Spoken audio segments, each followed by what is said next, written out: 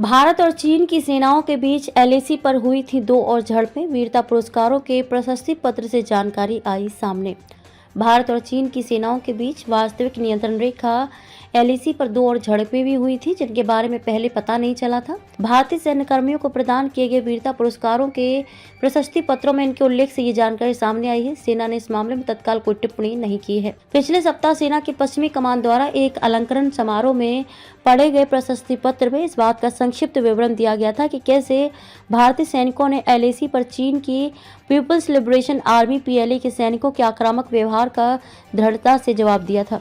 चंडी मंदिर में मुख्यालय वाली सेना की पश्चिमी कमान ने अपने यूट्यूब चैनल पर 13 जनवरी के समारोह का एक वीडियो अपलोड किया था, जिसमें वीरता पुरस्कार पर विवरण दिया गया था, लेकिन सोमवार को उसे निष्क्रिय कर दिया गया।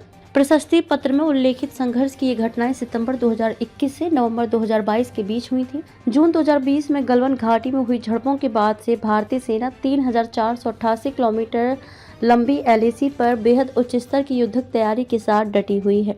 मई 2020 में पूर्वी लद्दाख सीमा विवाद के बाद पिछले 3.5 वर्षों में भारत और चीन के बीच एलएसी पर झड़पों की कई घटनाएं हुई थी। चीनी सैनिकों ने एलएसी पर तवांग सेक्टर में भी घुसने का प्रयास किया था। 9 दिसंबर 2022 को पीएलए के जवानों ने तवांग सेक्टर के यांगत्से इलाके में एलएसी पर घुसपैठ का प्रयास किया था और एक तरफा रूप से यथास्थिति बदलने की कोशिश की थी। रक्षा मंत्री राजनाथ सिंह ने घटना के 4 दिन बाद संसद में इसके बारे में बताया था। राजनाथ का कहना था कि चीनी सेना के प्रयास का भारतीय सैनिकों ने दृढ़ता पूर्वक मुकाबला किया। सूत्रों का कहना है कि चीनी सेना के घुसपैठ के प्रयास का दृढ़ता से जवाब देने वाली टीम में शामिल कई भारतीय सैनिकों को भी अलंकरण समारोह में वीरता पुरस्कार प्रदान किए गए। उस वर्ष 13 दिसंबर को राजनाथ ने कहा था कि आमना सामना होने के बाद झड़प की नौबत आ गई थी, जिसमें भारतीय सेना ने बहादुरी से पीएलए को हमारे क्षेत्र में घुसने से रोका और उन्हें अपनी चौकियों पर लौटने को मजबूर किया। उनका कहना था कि इस झड़प में दोनों ओर के कुछ सैनिक घायल हुए थे। रक्षा मंत्री ने कहा था कि मैं सदन को आश्वस्त करना चाहता हूं कि हमारी सेनाएं हमारी क्षेत्रीय संप्रभुता की